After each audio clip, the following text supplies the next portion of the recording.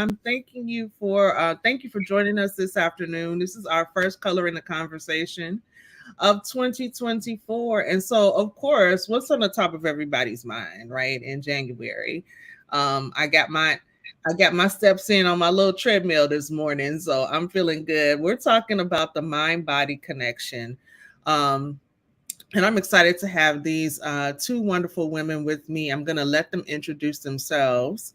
And we also want to keep in our thoughts Tamara, who was supposed to be with us today, but because January brings other things too, right? It's that flu and virus season. So we're wishing you well and hope you get better very soon, Tamara.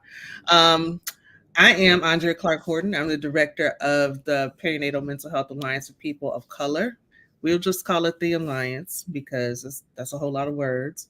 Um, but I'm delighted to host this conversation today. I think this is going to be good, and even if you are not pregnant or postpartum, or you don't work with those particular populations, I know you're going to get something out of this conversation today.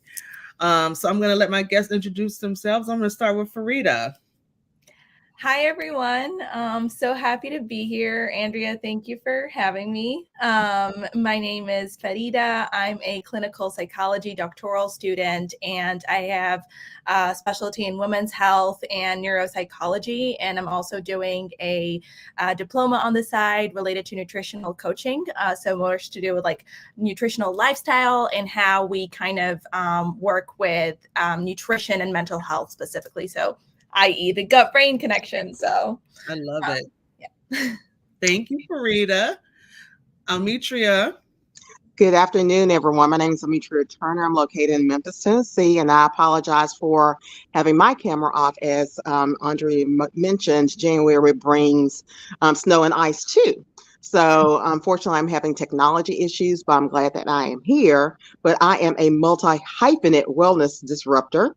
I'm the owner of Roots and River Wellness, which is a doula and perinatal service organization, as well as Fit and Finally Free, where we help with lifestyle and weight loss management. But I help redefine holistic and maternal health to improve better performance, patient outcomes, and healthier lifestyles. I'm also like a registered yoga teacher, certified in pre and postnatal fitness, as well as a host of a lot of other things. I'm dealing with running, fitness, nutrition, yoga, and mental health. See, look at all of this. It's just the two incredible women. And it's like all of this stuff. We got enough to get into all of this stuff today. So excited. Thank you, Almetria, and Farida for joining me today. So I just want to let's just start off talking about the mind and body connection. Like, is there a connection between your mental health and your physical health? Farida, what do you say about that? Absolutely. And I think that's kind of when we're looking at debunking the stigma about mental health and recognizing its importance now that mental health is getting a lot more awareness and recognition. We really do want to focus on that mind-body connection in terms of how a lot of our physiological state not only influences our mood and vice versa, but in terms of more psychological and psychophysiological pathways as well. I think one of the most leading theories right now in the scientific literature has a lot to do with inflammation and how, the kind of food that you eat, for example, the kind of food that you put in your body increases susceptibility to a lot of mood disorders, especially depression, through that immune response. I'm happy to get into that later, but the idea of how the kind of food you eat, something called the gut microbiome. So how the bacteria the healthy bacteria that's in our stomach and our intestines, how does that actually link to the susceptibility to develop depression and even so recovery from depression? How can it prevent gestational diabetes? And how can gestational diabetes and preeclampsia, which are two of the most common kind of concerns experienced by a lot of perinatal women, actually influenced not only by what you eat, but also by your stress levels, which a lot of it is mood related too. So it's quite a fascinating field that's gaining a lot of recognition nowadays. I love that. That's yeah, we do need to dig into some of that a little bit more because I just thought of a question, but I want to see if Almetria has anything else to add about is there a connection between the mind and the body? If anything, I think the pandemic taught us that we need to be more aware of our mental health, Mm-hmm. regardless if you're pregnant or postpartum, because our lives were turned upside down. And then Right. in the midst of it was a lot of racial and social trauma involved, a Mm-hmm. lot of loss. And when people think loss, they think physical loss due to COVID or whatever. But there were a loss of jobs, of Mm-hmm. homes, relationships. There were a lot of divorces happening. Mm-hmm. People had to give birth alone. People had to die alone. And Mm-hmm. so, if anything, it brought more awareness as to how much we need to pay attention to our mental health. And the World Health Organization states that physical, mental, and social well-being is not merely the absence of disease or infirmity. And so, poor mental health is a risk factor for chronic, physical conditions, as well Yeah. as chronic physical conditions are at risk for developing poor mental health. And so, depression is, leads to many chronic illnesses within the body. And Mhm. then we have to think about the social determinants of health as far That's as the correlations of just having, a roof over your head, adequate nutrition, not being in food deserts or food swamps, domestic violence, nutritious foods, just all the things that's connected to basic everyday life and how it really does affect your mental and physical health and just emotional health. We think about the eight, dimensions of wellness. And so all of that plays a part into your total well-being and how it has to be a balance there. yeah, absolutely. Farida, one of the things that you said, the question that came to me is I'm thinking about the connection between and I'm sure touched on this too, but thinking about the connection between having depressed mood, right, or experiencing a depressed mood, and a lot of times, depending on what your coping mechanisms are, people might use food as a way to cope with depression. So like you started to talk about it a little bit, but how does like if I'm depressed, you know, for whatever reason, whether it be episodic or I have like this chronic like clinical depression, um recurring clinical depression, right? And one of the ways that I soothe myself is through the intake of like high carb, high sugar foods, like, and I'm thinking that's going to help me feel better. Like, is that right? Is that Yeah, no, thank you for asking that. No, I mean, and I think we can all like, I think something that I always like to put out there when I talk about nutrition is I recognize that we live in a society right now. There's a lot of toxic kind of misconceptions about nutrition. When we are trying to talk about a healthy lifestyle and what that looks like, it is almost completely disregarding of like, don't eat this, don't eat that, like complete elimination out of your diet. And, Andrea, as you mentioned, I'm the same way. Like when I'm not having a good day, I want my pint of ice cream. I the whole pint. Like I'm not going to just take a few spoons. I want the entire pint of ice cream. Mhm. But I think more so when we're looking at that connection, I want to look at it in terms of its effects in the long term, because Mhm. let's say you are feeling down right now and you do eat that ice cream or that chocolate bar, right? That Mhm. is going to increase. One of the ways that it does help you feel that level of like mood elevation is by increasing your serotonin and your dopamine levels, right? Mhm. The kind of the happiness, excitement hormone that we know about. That is one of the pathways it does that. Mhm. And also because these what in a lot of these foods like ice cream and chocolate, they have what is known as a high glycemic index, Mhm. which means that they result in a kind of a rapid boost in your blood sugar levels, Mhm. right? And that's why you get that feeling of like almost like a high or like sudden boost of energy. And I feel good right now, right? Um, But however, in the long term, one of the ways that that kind of starts to become more problematic, if this is something that is almost, as I said, not short term, but something over the long term, is that just like it has high glycemic index, it also releases a lot of inflammatory biomarkers in your body, right? And what that does actually is when it increases that level of inflammation in your body, it starts to break down those, it alters the neurotransmitter. So the neurotransmitters being those serotonin and those dopamine, it starts to alter its metabolism. And so you eventually not only get that sugar crash, but you also in the long term, you no longer feel that effect as much because that immune response starts to kick in so much as a result of this increased inflammation. Yeah.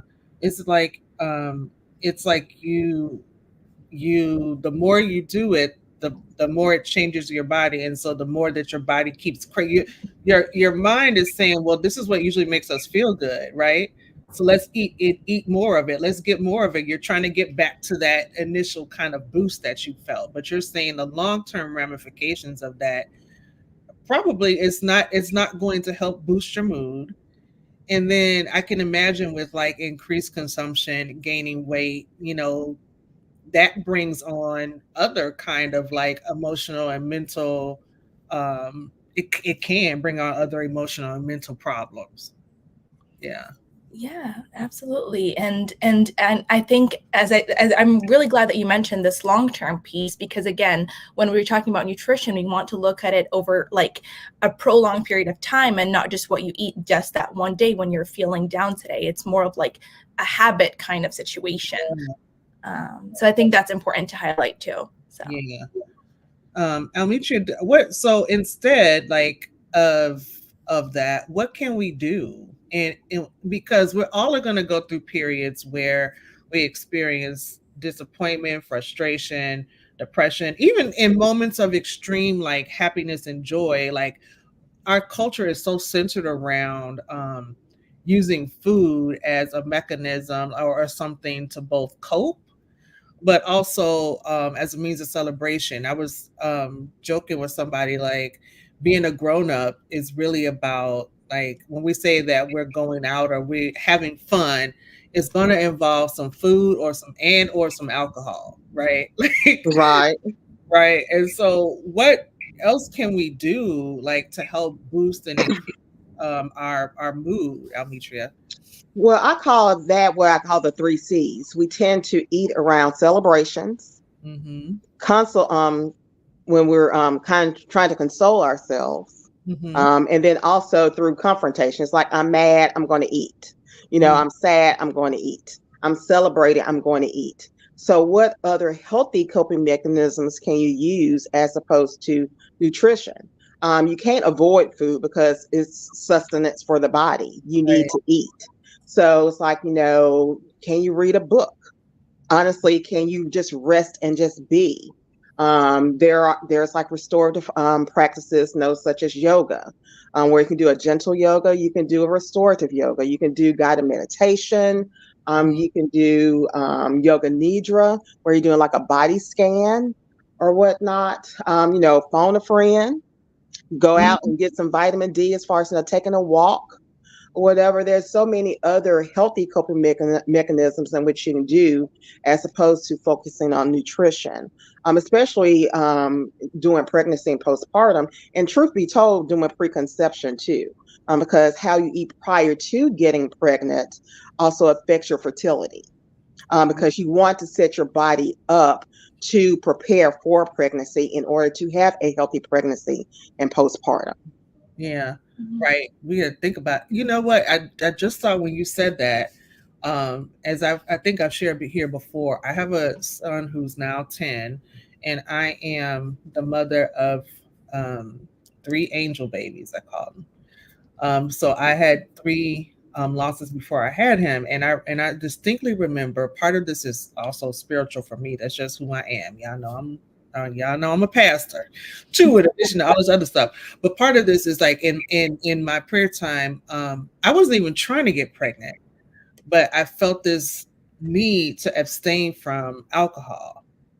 Like I just felt this need to abstain from alcohol for a while, to abstain from like doing, at least replacing one of my meals in the day with a salad, right? I was doing that for like 6 to 8 months before I got pregnant, and I wasn't even trying. So, in planning to get pregnant, like preparing your body for those habits. Now, that didn't mean that once I got pregnant, I was craving watermelon, but I was also craving like Doritos, and I was green salsa on everything, on the Doritos and the watermelon, right? So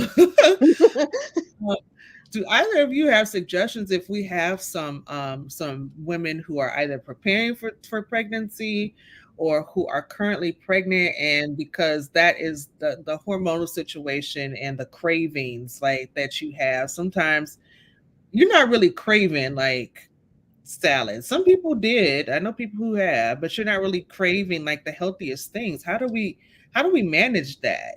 I don't know if either Farida, did you have any suggestions or ideas? I mean, honestly, I think you brought up a really good point. Almetria as well, you mentioned the idea of preparing your body beforehand. I think a lot of times when we're looking at perinatal nutrition, we just think like, okay, what should I not be eating during pregnancy? Whereas actually kind of build the period building up to that is extremely important. And just off one of the notes that you mentioned, I think one of the most important things is focusing on an all-encompassing diet that includes your basic protein, lean protein, your fats, mainly monosaturated fats, and your carbohydrates, focusing more on those complex carbs rather than those simple carbs. Again, when I'm looking at those, I'm looking at those from a multiple perspective regarding, right, so when I'm eating more monosaturated fats rather than saturated fats, that inflammation that we were talking about, it keeps that to a minimum, because one of the things that contributes to inflammation, which actually is a strong risk for not only miscarriage, but also preeclampsia, which is, developing blood pressure fluctuations during pregnancy, and also gestational diabetes. And so one of the most kind of leading studies right now is looking at the individuals who have diets that are low in inflammatory kind of properties, and also that have high neuroprotective factors, such as those who eat more omega-3 rich foods, which has the chemical called DHA, which is actually very, very protective against inflammation. So not eating as much processed food, eating more whole grain foods, high in fiber too, all of that helps prepare your body essentially for all those hormonal changes. But then again, I also want to point out that sometimes you are craving that chocolate, that Doritos, that salsa, and obviously that is very situation dependent, because sometimes some mothers have to completely eliminate that from their diet, unfortunately, because they're at very high risk pregnancy. In most circumstances, if you eat this once every now and then during your pregnancy, it's not going to be a main concern. If like, what would be more problematic is if this is, again, your kind of day-to-day kind of like more regular kind of eating habits. Yeah. Or even finding a healthy alternative. If you want chocolate, go for the dark chocolate because of the antioxidants. I mean, if you want, potato chips, go for like maybe the sun chips or a baked chips. So there are always healthy alternatives to some of the cravings in which you have. It's not a matter of giving in or eliminating. It's a matter of moderation. Frida, can you give us some examples of like what are like monounsaturated fats? So monosaturated fats are ones that are like olive oil, like kind of avocado oil, coconut, avocados, yes, and also certain kinds of cheese, like cottage cheese, or kind of like avoiding unpasteurized cheese. That is like a big no during pregnancy. Yes, right. That alongside like all those deli stuff. Also, what are other examples? Like nuts, of course, everything in moderation as far as with nuts, because they're high in fat too. But it's better than, like you said, going towards the lean proteins, because like I said, the other fatty meats having your omega-3s, as far as your salmon, having two Salmon. or three servings of seafood, per week, avoiding the ones that are high in mercury. Hmm. Um, yeah, okay. I just wanted to make sure that we made that, like, give some examples. Um, Amisha, how, one of the things that I think um people struggle with, and I'm thinking about women now who are peripartum, postpartum, who I'm pregnant and I struggle with this and I'm not pregnant, like getting the motivation to move, right? Like, especially if I'm struggling with um, perinatal depression, or other mood disorder, um, during my pregnancy, what are the benefits to, like, having some sort of like movement during pregnancy? But then if I'm experiencing like peripartum depression, how do I get motivated to even do anything to get moving? Well, it's kind of hard because I mean you've just carried a life for the past 9 or 10 months, and then you are a totally new person after giving birth because you are a mother or a birthing person right now, and then you just trying to. So many people focus on the pregnancy and not the postpartum. They focus on, the nesting and getting the baby shower together as opposed to how am I going to feed myself? How am I going to feed this baby? Who's going to take care of my, regular daily activities? Mm-hmm. So it's a matter of one, consult with your doctor first to see if you are approved to get back to some form of regular exercise. Even with me being a doula, I always advise my clients, especially if you have insurance, to visit a pelvic floor specialist and a Western certified chiropractor throughout pregnancy and postpartum, Mm-hmm. because of honestly, the trauma that your body goes through as far as carrying this child. Mm-hmm. So there's so many benefits to exercise because it helps release, stress, depression, anxiety. I mean, improves your sleep. You're not as fatigued or whatever, but it's a matter of trying to find that balance as far as if you have that great support system, whether it be a postpartum doula, your significant other, family members, friends that can help you as far as taking care of the baby, where you can also have some type of recovery too. Because like I said, it's hard when you're not getting that sleep, that good Yeah. sleep, because you're up, either breast and chest feeding your baby or trying to soothe and swallow them. So it's a matter of having that support system around that's also encouraging you to take care of yourself, because a healthy mother and birthing person makes a healthy baby. And so Yeah. if you're not mentally or physically well, there's no way in which you can sit there and take care of your baby too. So Yeah. put the mask on you first so that you can sit there and take care of your baby. Yeah. That the newborn phase, I remember that and being so excited, and that's a hard the newborn phase is a hard phase. If you're watching and you have a newborn at home, no, it's not just you. Yes, they're cute and you like to cuddle their little necks, but my goodness, like that, it was hard, because really that caring for yourself with any kind of regularity, like, I was, if I got a shower like once or twice in a week, it was a good, that was good. um Frida, what do you think? Do you have any recommendations for the clients that you work with, like that might fit you? Because we know that there's a connection between like movement and the boost of endorphins, right? And the production of dopamine, which can help with mood. But do you have any recommendations? How do I even get myself to the point where I'm moving? And Frida and I are in Chicago. Woo! No To movement now.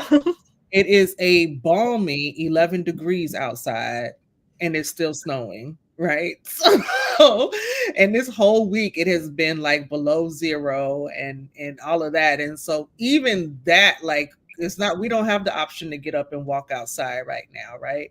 So how do you recommend, like, if I'm struggling to try to get myself together, how do I get myself together to move?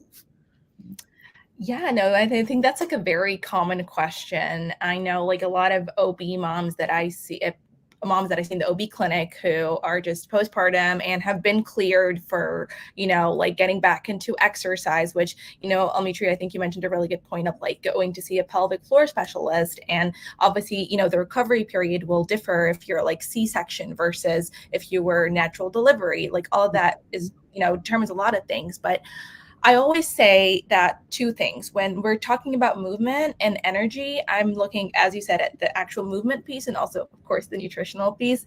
But with the movement piece, I always recommend just starting very small. And I'm a very big fan of express workouts at the start. I feel like a lot of times when we advertise working out, we're always looking at 45 minutes, an hour, and that's what constitutes as an effective workout. Or you do like 15 to 20 minutes of very high intensity interval training, and then you're good. Like, I think that is so demotivating, especially for new moms who their sleep schedule is not as regulated. It's all over the place, especially those first few months. So I'm always recommending just starting small with express workouts. They're becoming so common. There's an app that I personally really like to use that has a lot of kind of programs for postpartum and developed by actual postpartum trainers, and it is certified by OBGYNs as well, that looks at express workouts of different kinds of modalities. So whether it's Pilates, whether it's strength and conditioning training, but they're all within like 10 to 15 minutes, different intensities, and it progresses as you go. Of course, that all happens after you get clearance from your OBGYN, but starting small and just getting some kind of movement indoors, 10 to 15 minutes, that's all you need throughout your entire day. And your body will naturally, as our bodies are so resilient that I cannot stress enough. Your body, the recovery, of course, for some women, it's a lot more tough than others, especially with different complications. But our bodies are so resilient when we train them, when we kind of take care of it. As you were talking, Almetria, I really appreciated you pointing that out, like taking care of yourself in order to be able to take care of your baby. And part of that means restoring my body with what it needs. And then like the other piece with the nutrition, one of the things, especially with those energy levels and when you're kind of, one of the ways to prevent that crash that a lot of times we experience is if you're going to, let's say you haven't slept really well and you do want to get a quick movement in, I recommend things that have like dates or grapes, because like as like or banana and, for example, peanut butter. Why? Because these have high glycemic index. And so what they do, if your body's already deprived of a lot of energy because you haven't slept well, it kind of boosts your blood sugars quite quickly. So you're going to get that boost of energy where you can complete that 10 to 15 minute workout or exercise, and then you're good. However, in like throughout the rest of the day, I also recommend, and that kind of goes back to one of the earlier points that you mentioned about kind of substitutes during pregnancy, and berries and a lot of fruits and vegetables, especially fruits like citrusy fruits, are really, really recommended because they do have they result in a low and gradual sugar release in your body. In your blood. And so what that does is that you don't get that instant sugar rush and then crash. It's almost like my energy level is kind of increasing gradually. And so I won't feel that sudden crash. I'm so depleted of energy kind of thing. Yeah, okay, that's good. This is all good stuff to know. This is really Yeah, good. and I'm a certified run coach, and so and a marathoner. And when I advise clients, it's like you have to fuel your body for the movement. You have to get the proper amount of nutrition in order to perform the activity that you're trying to do. And so, even with postpartum, if you're breast or chest feeding, your body is like depleting itself trying to feed your baby. Therefore, you need to have at least an additional 500 calories per day. So many women and birthing people are focused on like the weight loss after, as far as postpartum, as opposed to you need to fuel your body for what it's doing, and that's taking care of you as well as your baby. So don't focus on that, hopefully, with, the first months to a year, as far as if you're choosing to breast or chest feed. But focus on, the recovery of your body as well as you feeding your baby, and then still get that movement in because it's recommended 150 minutes per week. And so that, as Farida was saying, it's like that's 20 minutes here, 30 minutes there. So, spread it out. It doesn't have to be an intense 45 minute workout because oftentimes you don't have that. You want to sit there and sleep while the baby's sleeping or, get some other things done. So just getting some type of, like I said, quick movement, but also realizing you have to fuel your body for what it's currently doing. Yeah, I'm so glad that you said that, and I think that one of the things that keeps coming to me, and that we haven't talked about yet, is body image and like realistic expectations about like what they call the snap back, like after you have the baby, right? And part of this for me is like accepting that having a baby is you've nurtured life, right? And you've given birth. If you were the birthing person, you've given birth to this child, and pregnancy does all kinds of things to your body that nobody talks about, right?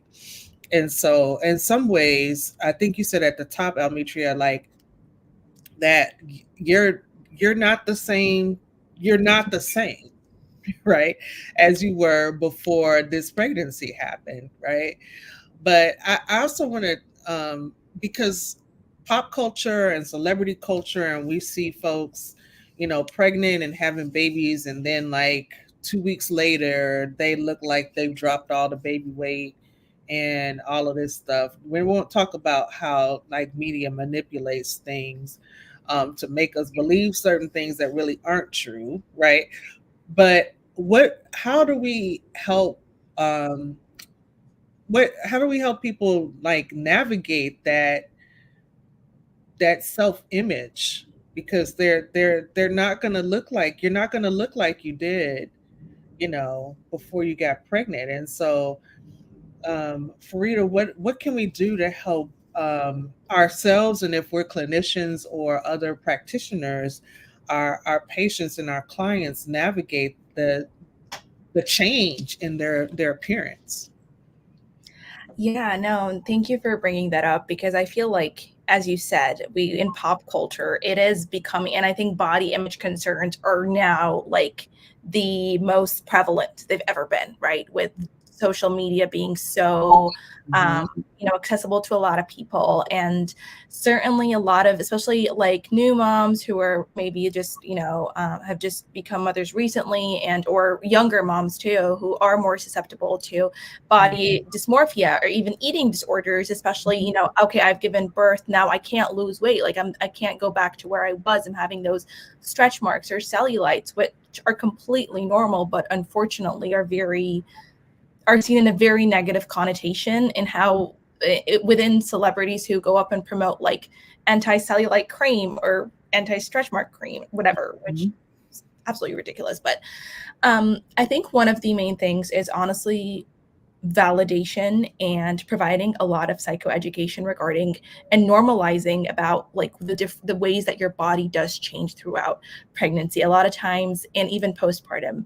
A lot of Mhm. times I think moms sometimes feel like, oh my, yes, I know, like every woman goes through that, but they're not really convinced with it. Sometimes they don't even know. They're like, oh, is it me, why can't I get back to it? And normalizing this process that it takes a lot for your body to recover because your body has been through so much, and that like miraculously, Mhm.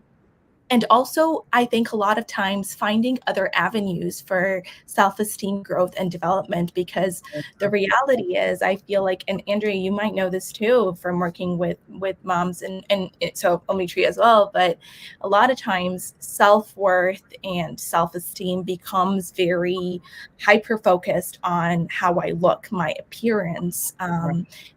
And actually, Almetria mentioned something earlier too about like that idea of support. And I think that plays such a huge role, for those who have partners. I think bringing in the partner and providing a lot of kind of couples education about, sometimes I feel like and this is my own experience personally, but a lot of times with women that I've worked with, their some of their concerns was like, is my partner not gonna find me attractive anymore? Is my partner going to not look at me the same anymore? Mm-hmm. I think really finding ways to strengthen that connection with the partner can help, again, kind of deviate that lens of hyper focusing on my body so much, because, or like, I guess those intrusive thoughts of like, I'm not the same, or I'm not, because you're not the same, but that doesn't mean you're any less. Exactly. Yeah. That you're any less beautiful or attractive or desirable. Yeah, I do. I think I've worked with clients who have really not wanted the partner in the delivery room, if they were going to deliver like the traditional way, because I don't want my partner to that's going to mess up how they see me, right?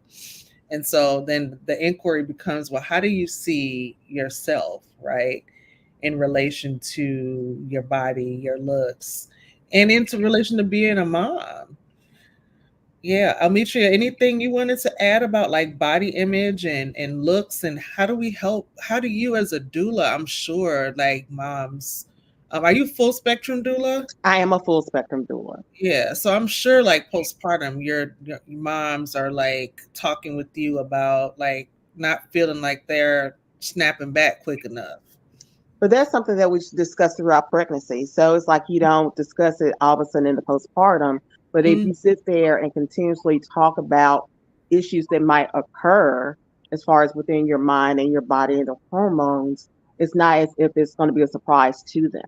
So mm-hmm. that's why you develop that relationship. I'm not the typical doula where you only have like maybe 2 or 3 visits prior to labor and delivery. I do a weekly check in with them. I Mm, was like, how's your rest, your water, your nutrition, your movement, your sleep?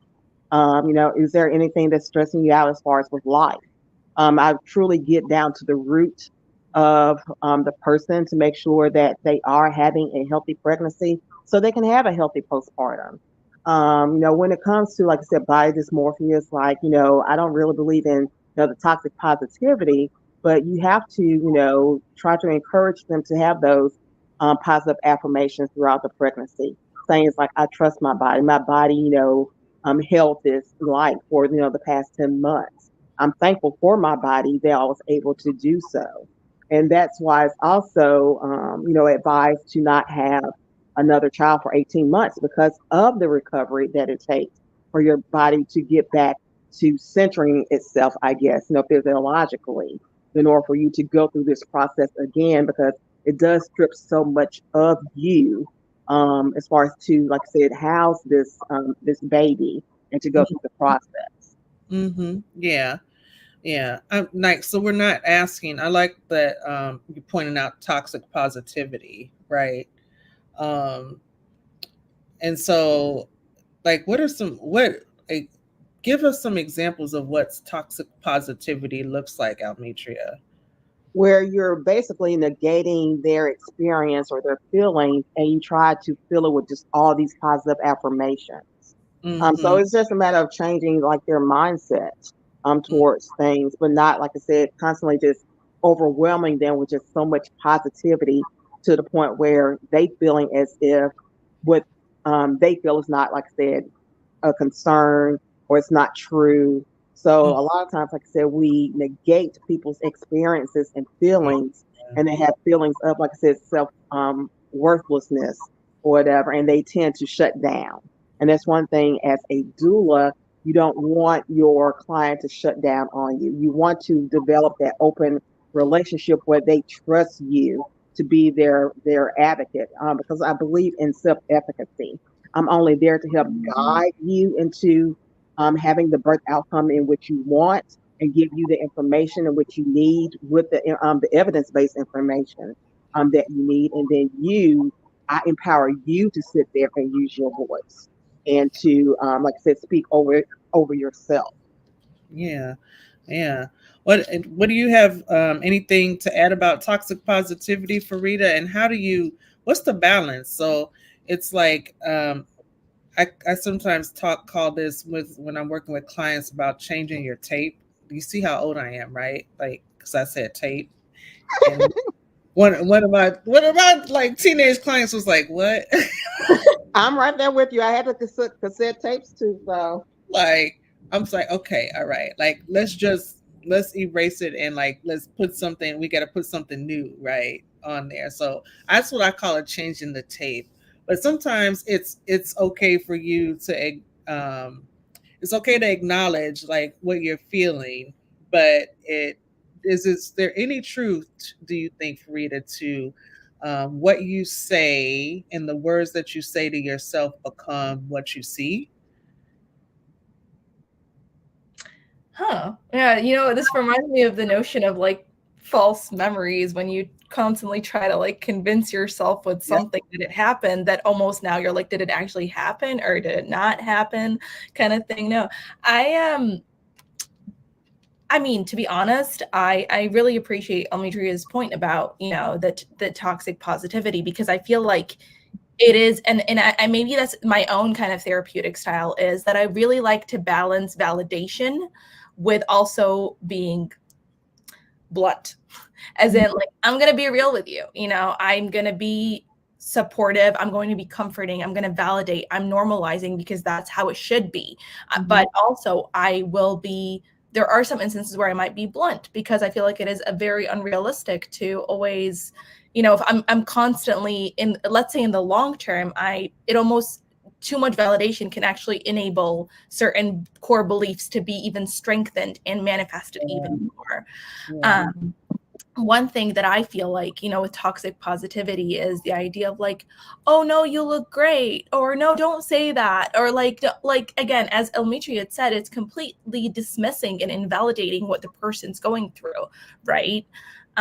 So that's where I focus a lot more on normalizing and validating and just allowing the person to really express what it is that they are feeling, where those feelings are coming from, because as Almetria said, like getting to that core underlying belief is so important, because a lot of it, even, and I want to emphasize that it's not just about the mother herself, but also who are around her that are perhaps feeding into that belief indirectly. So the partner, again, or certain family members, are they kind of allowing that, enabling that, reinforcing that perspective more, or what kind of support is she receiving?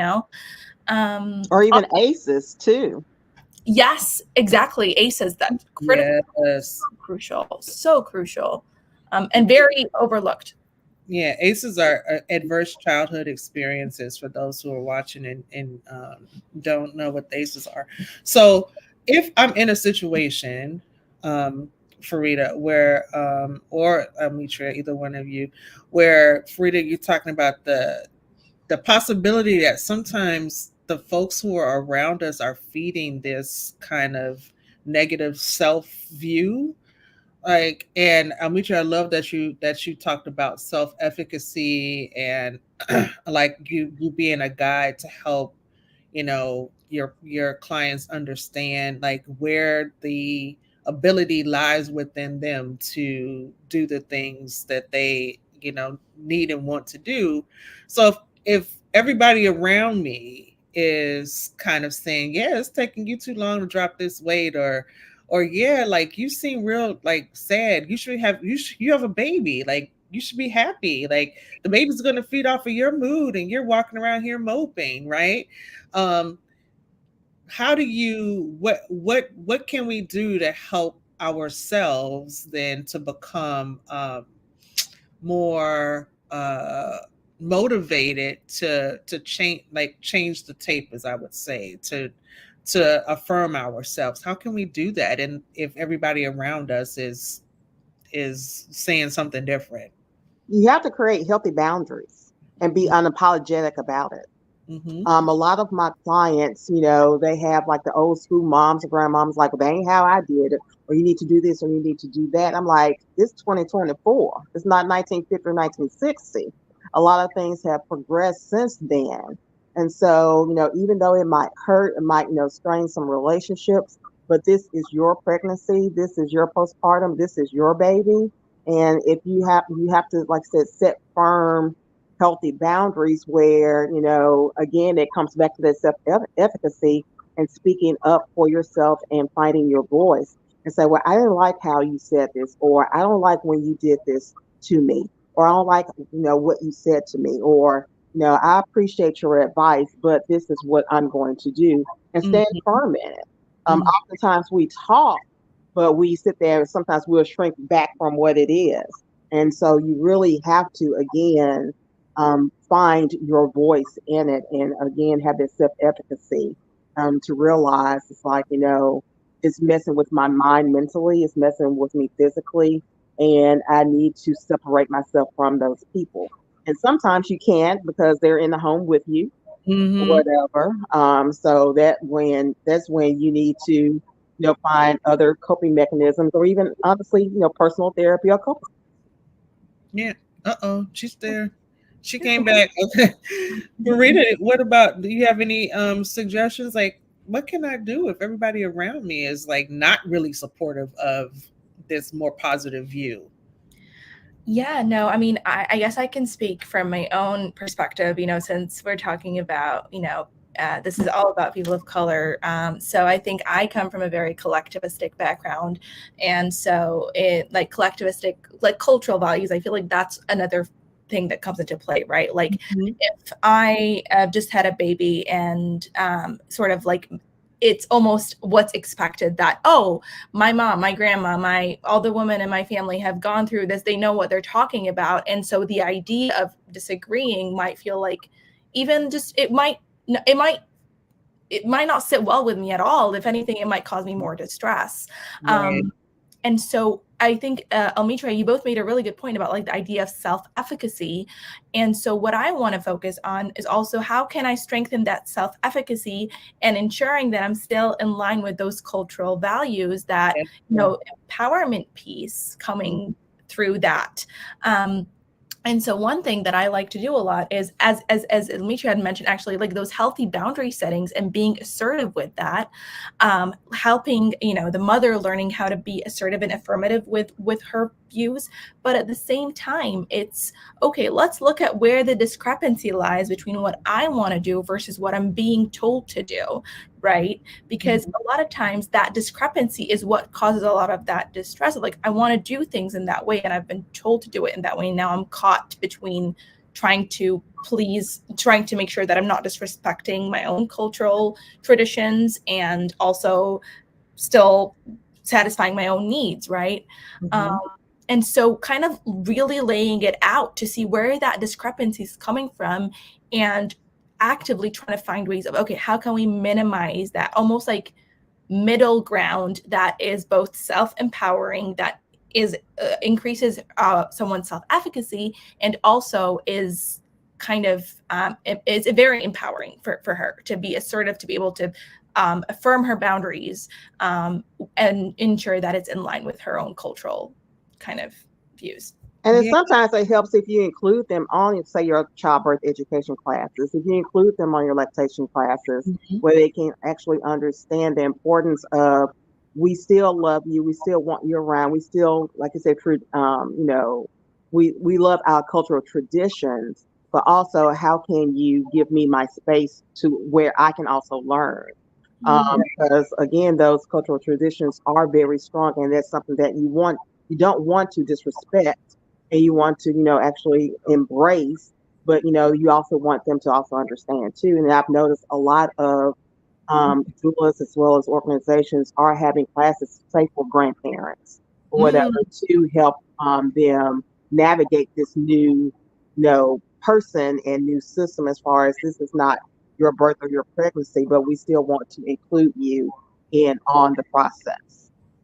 Yeah, I love that. I'm so glad that you brought that up, Farida.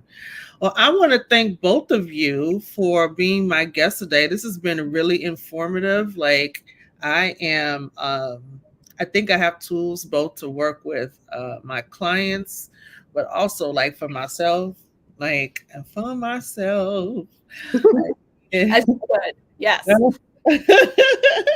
I need it. Farida and I usually meet in the break room at our training facility, like, and we're both in search of like chocolate in the middle of the day. Just a little bite. Just a little bite. Just a little bite. We're not eating whole chocolate bars. Just a little bite. The Not a little bite. I'm all about the whole chocolate bar, Andrea. Like, sometimes it's a long day and I just need it, to just boost a little bit. But but free. So I worked out this morning, so I'm gonna have my little chocolate bar. And so I'm just glad that you both were able to join us today. Well, if you are out there and you are not connected to the Alliance, or you're not connected to PSI, you can visit us at www.postpartum.net. If you go to the Join Us tab, then you'll find the link for the Perinatal Mental Health Alliance for People of Color, and you can join us as members of PSI. And then also, you can follow us on Instagram. You'll see our IG scrolling down there at the bottom. But also, we want to let you know that if you're out there and you're feeling like you need to connect with somebody, you feel like I'm not quite feeling like myself, and you are pregnant or postpartum, or if you are the loved one or a friend of a pregnant or postpartum birthing person, and you notice that they might need some support or help, you can contact our helpline, and our helpline volunteers are there. We have them in English and Spanish. They can try to help connect you to talk with you initially, and then connect you to some resources in your local area. And our maternal mental health hotline, over 60 languages spoken on the hotline, 24 hours, 7 days a week. There'll be somebody there, licensed counselor, to talk with you about how you're feeling and how you're doing. But if you are in crisis, and you're feeling as though you don't know if you can go on, and you're contemplating doing something drastic like taking your own life, it's not even 7 numbers, there's only 3. Dial 988, and there will be a crisis counselor available to talk to you 24 hours a day, again, 7 days a week, 365 days a year, okay? Thank you very much, Farida. Thank you, Almetria. And we look forward to seeing you guys, to seeing everybody out there again next month, when we're going to be talking about sexual and reproductive health. And so it's going to be a great conversation. Thank you all. Have a good weekend and stay warm wherever you are. Thank you so much. I appreciate it. It was really nice talking to you. Take care. Yeah, Bye. thank y'all. Thank you. Bye. Bye, everybody.